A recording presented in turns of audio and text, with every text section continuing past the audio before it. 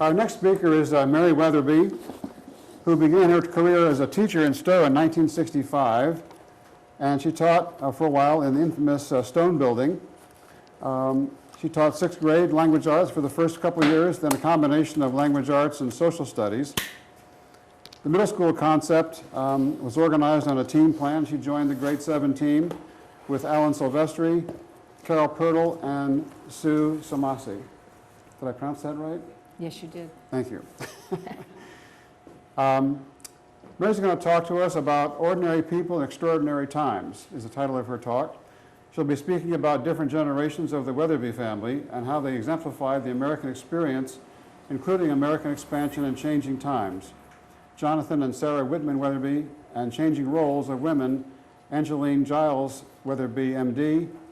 Mary's story about the Wetherbee family begins with Robert Wetherbee, that's W-I-T-H-E-R-B-Y, of England, the grandfather of John Wetherbee, who received a lot land in the Pompasiticate plantation in 1679, our present-day Stow. Without further ado, Mary Wetherbee. Thank you. Before I begin, I want to thank Karen. Where are you? Karen and I got together about this back several months ago, and she came up to me. Sorry on this one, Karen. She came up to me and said, "Mary, would you be willing to talk to the Stow Historical Society about growing up in Stow?" And I said, "Oh, it sounds absolutely wonderful, Karen, except I didn't grow up in Stow." And somehow it morphed into what I'm going to do today, and I guess I'm going to put these where I can get a hold of them. Anyway. The other thing that I'd like to mention is I'd like to thank Marilyn Zavorsky, who did this wonderful chart, and it's now into the family records in a smaller version, and has just helped me organize over the last few weeks.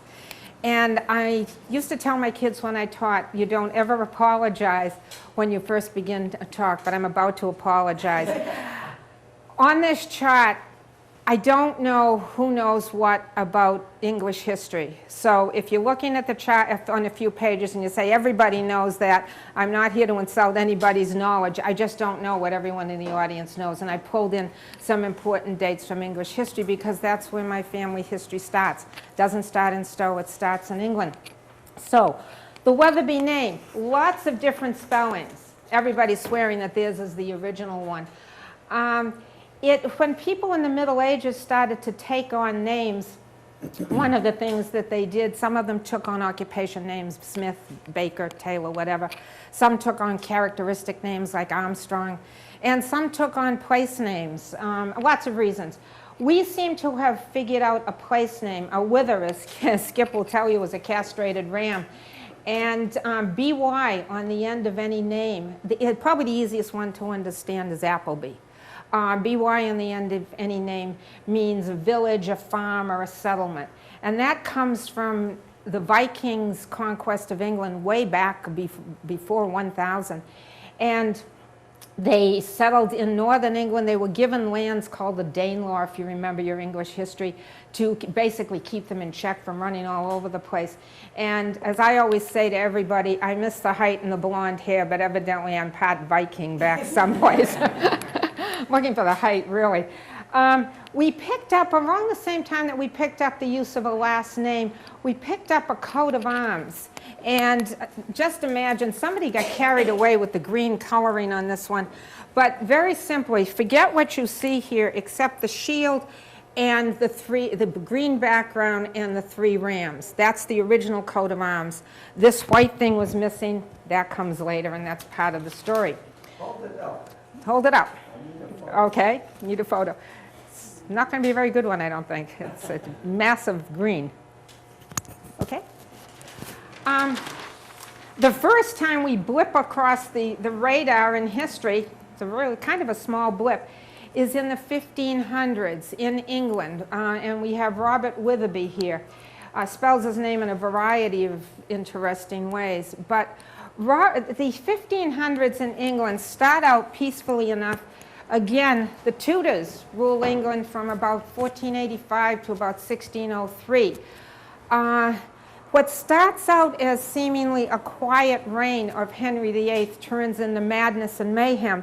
Henry, if you remember his story, is a Roman Catholic. He is a very much admired one. He writes essays and such defending Catholicism. While in the rest of Europe, in Germany, Martin Luther, things start to bubble in different directions to the people that we refer to as Protestants today.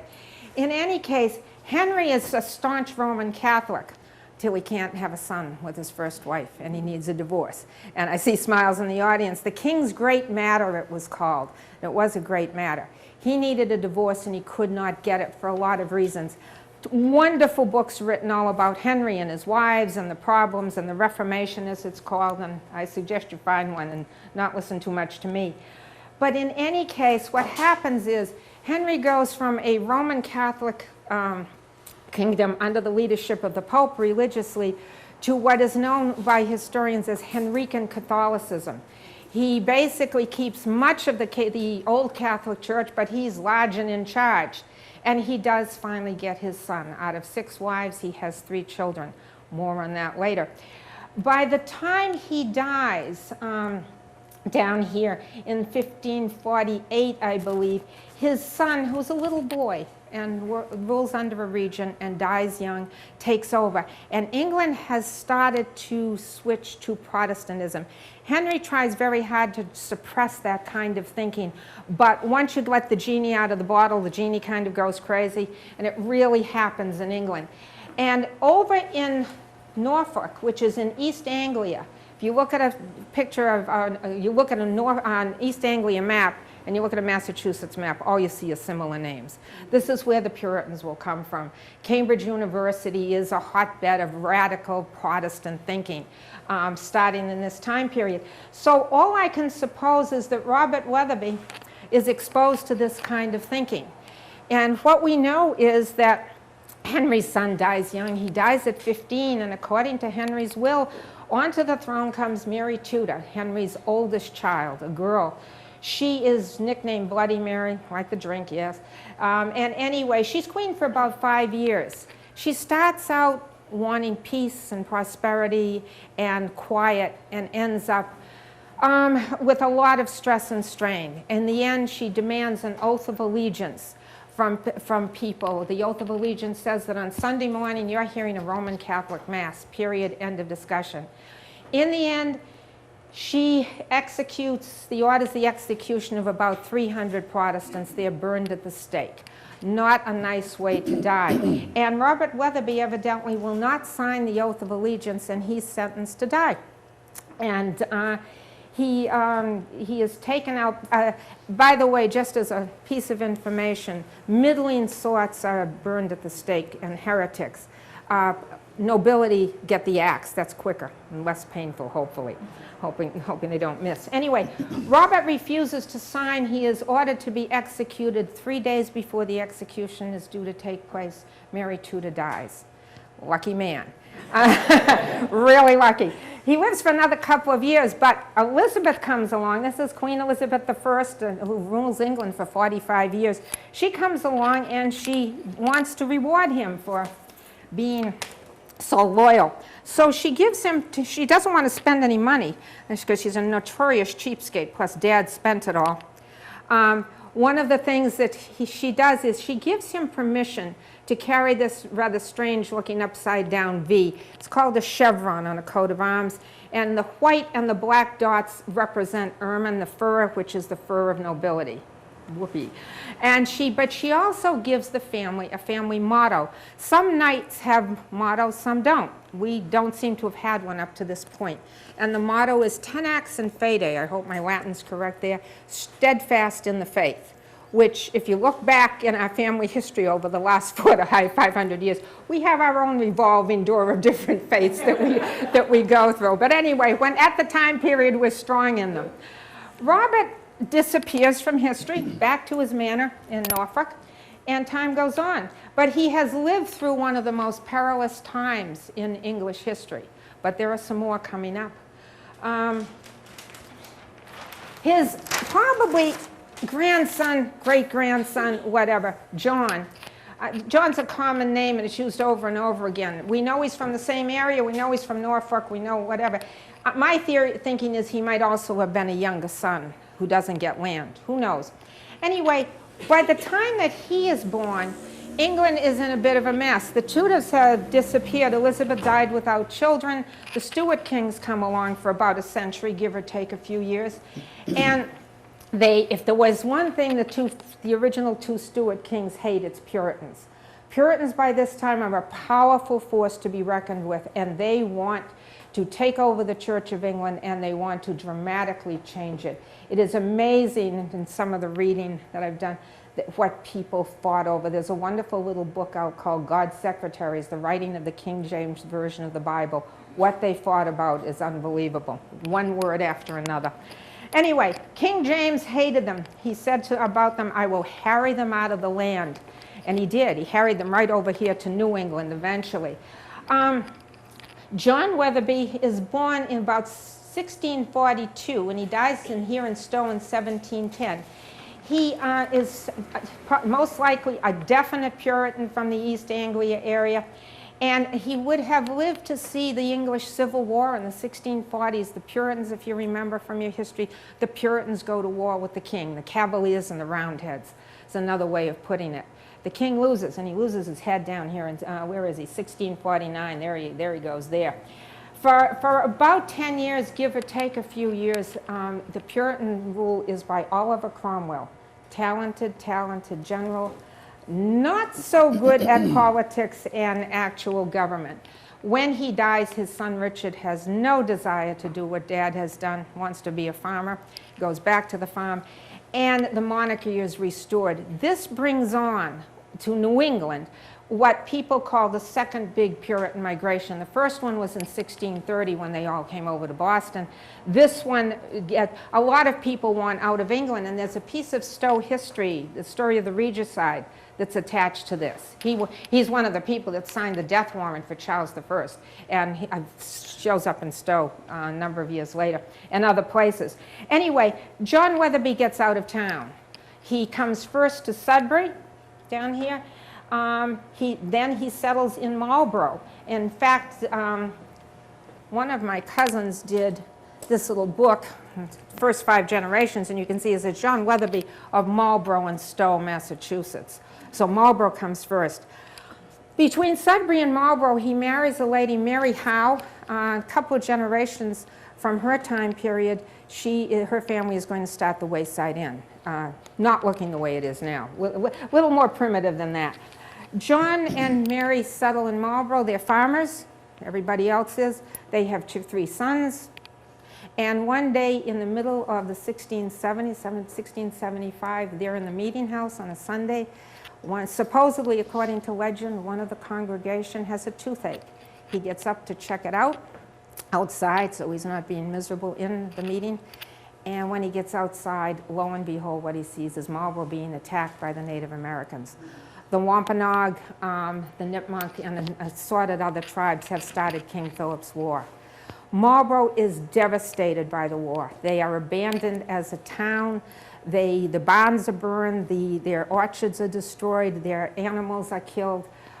John Wetherbee, we know, gets assigned to a garrison house in Marlborough. People make it out of the meeting house and make it to the garrison houses, but it's wholesale destruction at that point. The next time I can pick up about John, is at 1677. And the war's pretty much over in this area. And he and relatives and friends are writing to the Great and General Court, and I wish him luck with that. And they want help.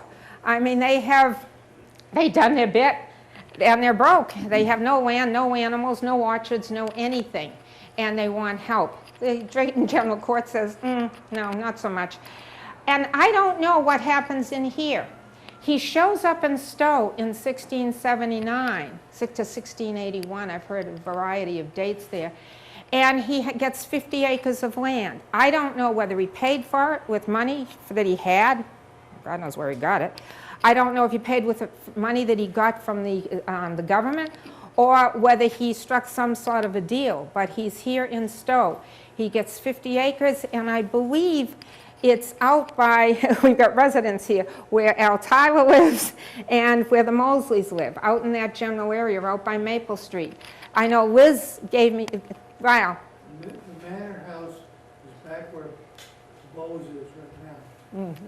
That burned, and then it got semi-rebuilt. And then the son from that location built my house. Okay. Al was kind enough to take Marion Fletcher, who was a Wetherbee, Marion Wetherbee Fletcher, through his house a few years ago. Thank you for that. Which reminds me of something I wanted to say. I'm not a researcher. I'm a collector of other people's information. And I just got a piece. Thank you. You'll go in the record there.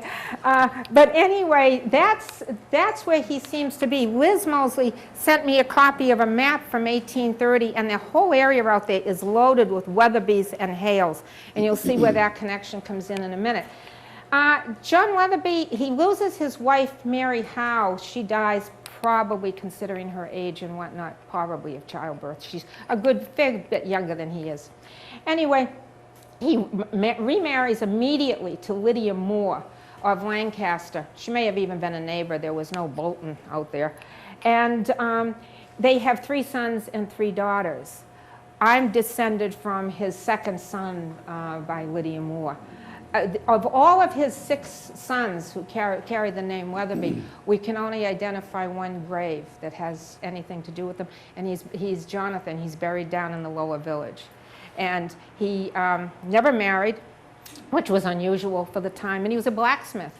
And he writes on his tombstone, "Here lies buried the body of Mr. Jonathan Wetherbee," as opposed to using the term good man or something like that. Mr. means that he's arrived, at least in a middling sort of way.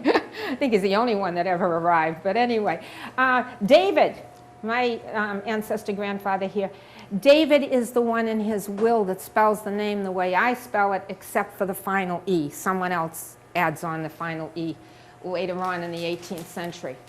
So, John Wetherbee, he's had an exciting life. He's born during the English Civil War. He learns of a king being beheaded. He makes the migration trip to New England all by himself, from what we can see. He gets ruined during King Philip's War. He rises again and ends up in Stow in a rather comfortable life. His will, I've read his will. He's a comfortable, middling sort of man. And his 6 sons go trotting all over the place. They go to Boxborough, they go to Harvard, they go to Littleton, they go out to Pepperell and whatnot. And some of them even stay here. Now, when we get to the 1780s and through the 1830s, something starts to happen to my part of the family. I just said there are other sons going out all over the place. We do too. Why? Too many sons and not enough land, and the land that they're getting is not that great, for those of you that have tried to farm it. But one of the things that happens here is we do something very strange that continues on up until my grandfather's time. We move out, but we come back. I mean, I've been in contact with distant relatives all over the country. And they have never been near Stow. They know they originated in Stow. They know where their family broke off from Stow, but no one's ever really come back. We have this funny relationship with Stow. I'm even part of it. I came here to work after I got out of school. It's kind of a coincidence, at least I think of it as a coincidence. In any case, families here, I'm going to go quickly through 3 generations. The check marks, the red check marks, mean that they are buried in Stow. First ones, Jonathan and Sarah, and I must admit, Skip was talking about a niece of his finding a family name. When my daughter was going to be born, I looked for a family name, and her name is Sarah, and it comes from this lady right here, which is kind of neat. She doesn't think it's kind of neat, but I do. Yeah, oh, Mom. But anyway, the next thing that happens is Jonathan and Sarah come onto the scene, and they leave. They're evidently a whole group of Stow people that went to Maine, coastal Maine. And I don't think they went in the original group, but they eventually went, didn't like it, I guess, boom, they were back, where he purchased some land in this general area. His son, Daniel, Daniel marries Lucy Hale, probably out near the Mosleys, it land out there. And surprisingly, the Hale name sticks in our family, even down into recent generations. So I have male cousins, mostly through Marion's family, who have Hale as a middle name. But Daniel and Lucy, he's 21 when they get married. She's, I think, 19. Off they go to Swansea, New Hampshire, never to be seen from again, right? Not so much. What happens is they live there 30 years. He has a nice farm. He has a nice house. He does what his whatever grandfather did. He's a selectman. He's a justice of the peace. He does all these things. And then he dies at the age of 48. She brings him back Lucy brings him back to be buried here instead of in Swansea. They have 6 children out there. 5 of them stay in New Hampshire. She comes back to probably, from what I can figure out, take care of her aging father, who has a wonderful name, Bezaleel Hale. And there are a number of Bezaleels down in the Lower Village Cemetery, all in a line, and they are grandfathers there. But anyway, so Daniel and Lucy leave, but they come back, and she lives out the rest of her very long life. She has the great misfortune to live to be 99 and outlive all her children. Next up, we get to John Whitman Wetherbee. John Whitman is 9 years old when his father dies, when his father Daniel dies. He comes back, his mother's not going to let him stay in New Hampshire. His mother brings him back to live with his grandfather Hale, and there's no land for him to inherit, nothing for him. So he is apprenticed out to a couple of shopkeepers. So this is our version of moving on. We do, but we don't. We do, but we come back. All these people are buried all together up in Brookside Cemetery. Next thing that comes up is the Industrial Revolutions, the 1830s. Manufacturing is the way to make a buck or 2 or 10. And people are leaving the farms. By the beginning, they tell me at Sturbridge at the beginning of the 1800s, 97% of the people in America are farmers. 3% do something else. Today, it's, I believe, the last time I checked the figures, it's almost exactly reversed. And this reversal begins to take place. The 1830s, John Whitman Wetherbee, that Whitman comes from his grandmother, is part of that. He goes to Boston. He's not going to work on a farm. He goes to Boston, and he starts a chair manufacturing business. If you're familiar with the area in front of Boston Garden and what do they call it? I've lost track what they call North Station. That was a furniture manufacturing area. And if you go in and look at the old buildings there, you'll see on the sides advertisements for some of the furniture companies from the 19th century. The Wetherbee version of that was not big enough to have a sign that survived, but he certainly had a small company in there, and he made a special kind of movable chair called the Wetherbee chair, did a lot with advertising. So he's part of the Industrial Revolution. His wife, Angeline, is really, really unusual. When she is a married woman, she has 4 children, the 2 of them together, and she goes to medical school. There's evidently in the 1850s a medical school in Boston that will take just women, and she signs up and goes. And she sees patients in the living room. My great-grandfather writes about that. That's how we know it, and how much he didn't like it because he had to be quiet when that was going on. So she writes her name as Angeline Giles Wetherbee, MD, and that's carved on her tombstone. Believe me, someone did it for them. The next thing, and again, they have 4 children. The family is living in Charlestown. They have absolutely no reason to be involved with Stow anymore, except for one thing. They buy land here. I believe that the so-called murder farm out on Hudson Road, we know where I'm talking about there, the murder farm at one time, I believe it was signed off as property of Angeline. And then they buy another small, I guess it's not so small, they buy another house built about 1800, coming out of Gleasondale, right on the Hudson-Stow line. A very simple farmhouse built probably about 1800, and land where the Hudson Rod and Gun Club is. The land that belonged to the Hudson Rod and Gun Club today was once part with this house. So I don't know what they're doing with the land. Do they come out here summers and vacation? Some city people did. Do they just want to have their piece of Stow? But for whatever reason, they never quite leave either. And they leave the house on Route 62 to my great-grandfather, George. Of course, most of you probably know, if you know where I'm describing, something happens in the meantime. 1866, there's a new town formed, and the house ends up in Hudson. And it's still standing.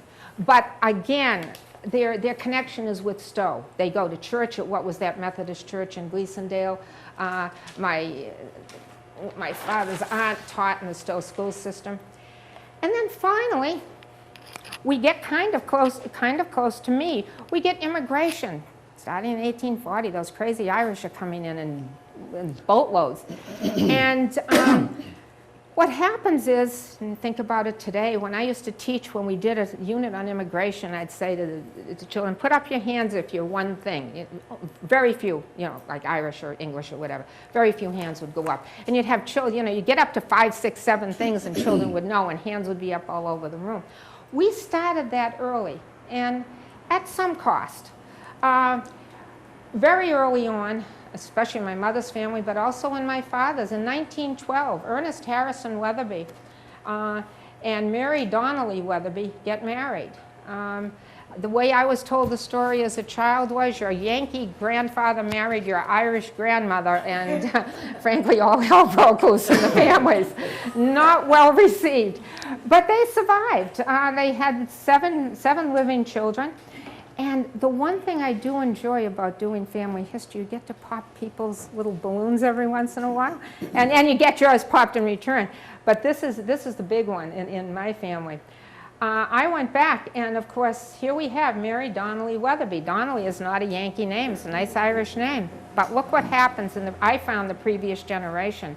Her father was Patrick Donnelly, but her mother was Catherine Fitch. So that intermarriage had already started very, very early and continues on and on and on today. But we as a family, we participated in a whole lot of things, from the Industrial Revolution to women's change, to mixing with other cultures, to wars and so forth. But we're just simply ordinary people, and that's what I said to Karen. We're so ordinary. I don't really have much to say. One of the things, this is cute, and I don't know if I can find it, and I can't put my hand on it. This is a series of letters. Marion Fletcher's family inherited these letters. They were a series of, I think it's 17 letters written over a 30-year period, and I spent a whole winter sort of scoping out the handwriting and trying to figure out what people had written. But there's one of them in here that mentions Skip's, the first Francis Warren. I think it's Skip's great-grandfather, yeah. Mentions him selling off some of his pasture land, which is kind of cute. But what the letters represent, Marion always said, they're really nothing. They're just, and I said, but Marion, what it is, they're written by Lucy Hale Wetherbee, trying to keep track of her children in New Hampshire, and basically saying, keep writing, come visit, don't forget me, and trying to keep track of each other all through this century where they're separated, and transportation isn't, you don't take a 2-hour car ride on Sunday afternoon and get together. But that's us, ordinary people in some extraordinary times. Thank you.